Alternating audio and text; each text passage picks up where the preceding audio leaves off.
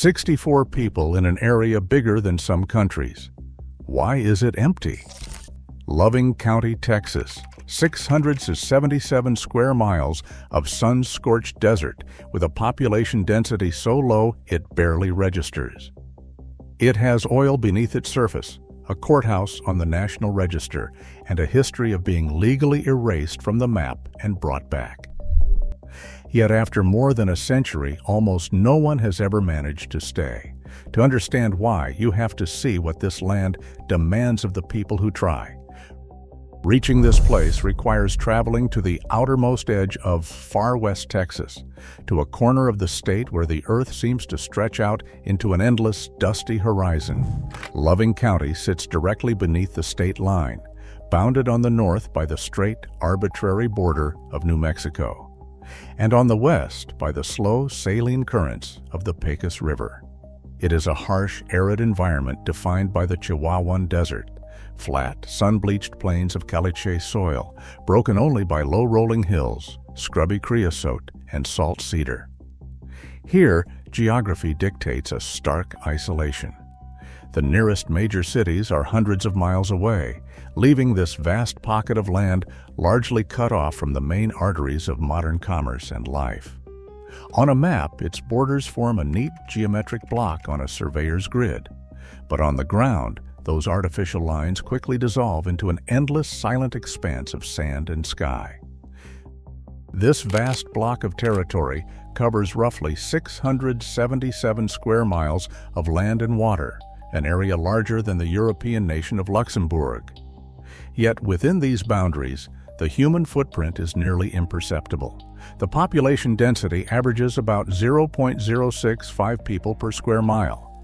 It is a ratio that leaves vast stretches of the desert completely devoid of human presence, where any single resident theoretically claims thousands of empty acres. This level of vacancy represents the extreme edge of a quiet demographic reality across the American West. Many of the nation's least populated counties are concentrated in Texas, Nebraska, and Montana, places where rural life has slowly receded over the decades. Here, the formal structures of local government remain intact, and surveyor lines still divide the earth, but the actual communities have quietly thinned out, leaving behind immense spaces defined almost entirely by silence and scale. The formal existence of this quiet territory began on February 26, 1887, when the Texas legislature officially drew its boundaries on the state map. Carved out of the massive, sprawling lands of Tom Green County, this new jurisdiction was designated as Loving County. The name was chosen to honor Oliver Loving, a legendary frontier cattle driver who had spent his life moving massive herds across the dry, unforgiving plains of the American West. Loving was a pioneer of the historic cattle trails that carved through these very deserts, seeking water and passage for thousands of head of cattle. In 1867, while scouting a route along the Pecos River just to the north, he was mortally wounded during a Comanche ambush. His death cemented his status as a folk legend of the West Texas frontier. 2 decades later, the state legislature immortalized his memory by pinning his name to this remote, empty block of land. Yet, at its birth, the county existed almost entirely on paper. There were no towns, no permanent homesteads, and no local administration to manage the vast, silent acreage. For judicial and surveying purposes, the state simply attached the unpopulated land to neighboring Reeves County. It was a common practice for the wilder western reaches of Texas, creating legal boundaries on maps long before any actual human communities arrived to settle the dust. In July 1893, a sudden spark of activity disrupted this quiet arrangement. A group of developers from the Loving Canal and Irrigation Company filed a petition with Reeves County, claiming to represent 150 qualified voters who wanted a separate local government. Though census records from 3 years prior listed only 3 actual residents in the entire area, the petition forced an election. By 1894, the county had its first short-lived, independent administration. But this premature organization quickly collapsed under its own weight. On May 12, 1897, amid accusations of fraud and financial insolvency, the Texas legislature officially deorganized the county. Its records were transferred to Reeves County, and the territory was dissolved back into its neighbor's jurisdiction. For more than 3 decades, Loving County vanished from the state's active political ledger, reverting to a quiet expanse of desert. The silence broke again in the late 1920s when wildcatters struck oil in the Permian Basin. This sudden industrial promise forced the state's hand. On June 30, 1931, the Texas legislature reestablished Loving County as an independent political entity, establishing the tiny settlement of Mentone as its permanent seat. The new oil wealth triggered a rapid transient migration. During the 1930s, the population surged to a historic peak of roughly 600 people, as laborers, drillers, and hopeful families moved into temporary camps and wood frame houses. But this sudden prosperity did not translate into a permanent community. As the initial drilling boom quieted, the transient workforce packed up and departed. The newly built county government was left to oversee an area that was once again quietly emptying, cementing a pattern where economic activity brought temporary crowds but failed to leave behind a lasting home. At the heart of this vast, quiet terrain sits Mentone, the county seat and the only community in the entire 677 square mile territory. It is not a bustling city, nor even an incorporated town with its own municipal government. Instead, Mentone is a quiet, unincorporated cluster of buildings where the permanent population hovers around just 18 residents. Here, the immense scale of West Texas isolation becomes intensely personal.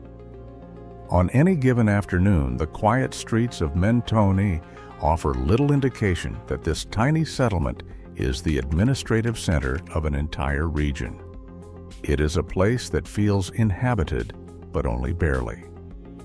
For those who call this pocket of the desert home, daily life requires a deep and patient self-reliance. Mentone has long gone without a school of its own.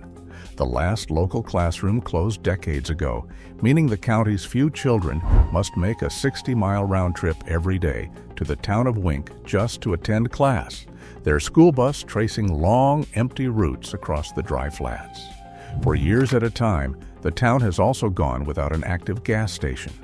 To run out of fuel here is a serious mistake, requiring a drive to neighboring counties just to fill a tank or buy fresh groceries. There is no pharmacy, no medical clinic, and no convenience store.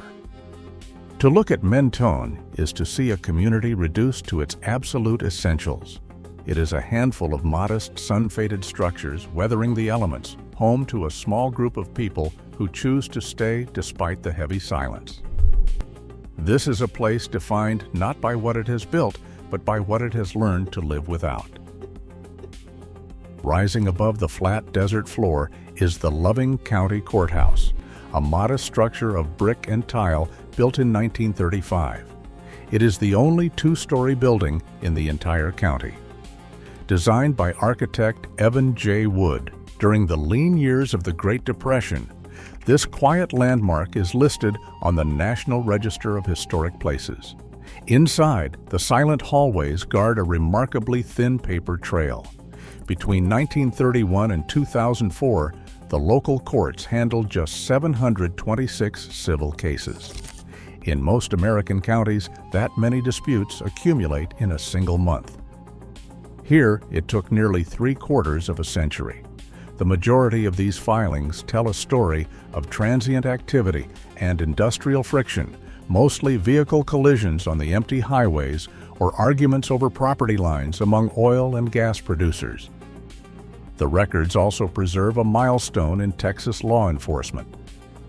In 1945, a 24-year-old woman named Edna Reed Clayton Dewey's was appointed and later elected as the county's sheriff, making her the first woman to hold that elected office in the state. Her tenure reflected the peaceful, sparse reality of her jurisdiction. She served her term without ever carrying a firearm, and during her entire time in office, she made only 2 arrests. The quiet ledger of the courthouse stands as a physical record of a place where human conflict, much like the human population itself, has left only the lightest of footprints. The physical reality of far west Texas imposes a quiet but absolute limit on how many people can survive here. Under the Chihuahuan desert sun, summer temperatures regularly climb past 96 degrees, baking the caliche soil and drawing what little moisture remains from the dry earth. The county receives only about 10 inches of rain a year, leaving the plains constantly parched and vulnerable to severe, recurring droughts. This extreme aridity is more than an environmental backdrop. It shapes every hour of daily existence, demanding a constant, exhausting struggle against evaporation and dust. But the most formidable barrier to permanent settlement is the water itself. Historically, the groundwater drawn from the deep Rustler Aquifer and the Pecos River was notorious among early settlers for being virtually unusable. High concentrations of minerals, particularly gypsum, made the water bitter and highly corrosive, earning a reputation for ruining steel pipes, killing livestock feed, and proving completely undrinkable. Though modern treatment facilities now process the local supply to make it technically safe, residents still find the municipal tap water unpalatable, choosing to haul in bottled water for drinking and cooking. This fragile water supply is further strained by a steady decline in aquifer levels, which drop several feet each year as municipal and industrial demands compete for the same finite resource. Beyond the harsh climate and bitter water, the sheer absence of a service network discourages new families from moving in. Modern communities rely on a basic web of support: hospitals, supermarkets, pharmacies, and retail stores that simply does not exist within these boundaries. There are no local doctors to visit and no pharmacy to fill a prescription. Emergency medical dispatch relies on crews from neighboring Wink County, forcing ambulances to travel long distances across empty desert roads where every minute is critical. This complete lack of retail and medical infrastructure turns ordinary needs into major logistical challenges, ensuring that only those with immense endurance can remain. The ground beneath this quiet desert holds a vast fortune, creating a paradox at the heart of Loving County. The dry earth is one of the most productive oil fields in the entire United States. By March 2026, 41 operators were managing over 3,600 active wells and holding 10,500 active drilling permits across these empty plains. In that single month, the county yielded 13.7 million barrels of oil and 57 million MCF of gas, ranking 4th in Texas and 8th nationwide for total energy production. Yet this immense resource wealth has never translated into a permanent community. An extraction economy brings heavy industrial activity, but it does not build a home. During peak drilling booms, the daily population in and around Mentone swells to as many as 10,000 workers. They arrive in heavy trucks, filling the long roads with dust and noise, and retreat at night to company-run man camps, temporary dormitory-style housing erected in the scrub. These workers do not buy homes, enroll children in schools, or build local businesses. The wages they earn and the profits generated by the millions of barrels of oil flow out of the county, back to corporate offices in Midland, Houston, or Dallas. When drilling slows down or oil prices drop, the temporary crews pack up and vanish, leaving the desert exactly as it was. The machinery of extraction operates with mechanical indifference, producing immense wealth from the earth, while leaving the surface almost entirely empty of human life. For the few who choose to remain permanently in Loving County, survival is an inheritance.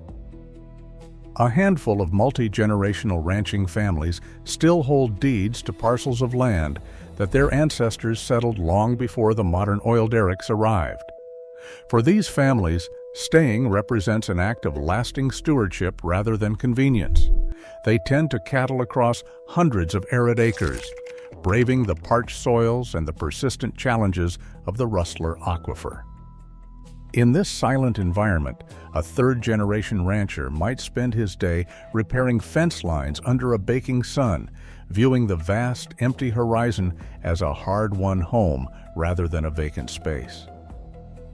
This extreme isolation shapes a distinct identity, where the daily burdens of remote living slowly transform into a quiet source of pride. The harshness of the West Texas desert gives life here a clear, uncomplicated meaning that is hard to find in crowded cities. Yet this traditional endurance is quietly sustained by modern industrial wealth.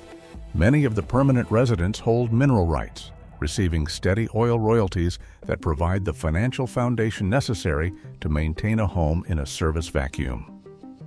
This steady stream of energy income allows families to haul in water, maintain heavy vehicles, and withstand the cyclical booms and busts of the Permian Basin. Another resident might operate a small water hauling business for the rigs, using the industrial activity to fund a quiet, private life on the edge of the desert.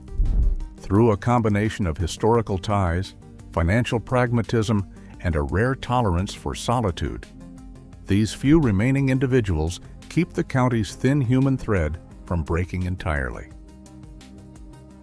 Today, Loving County remains a quiet monument to an uncompromising landscape.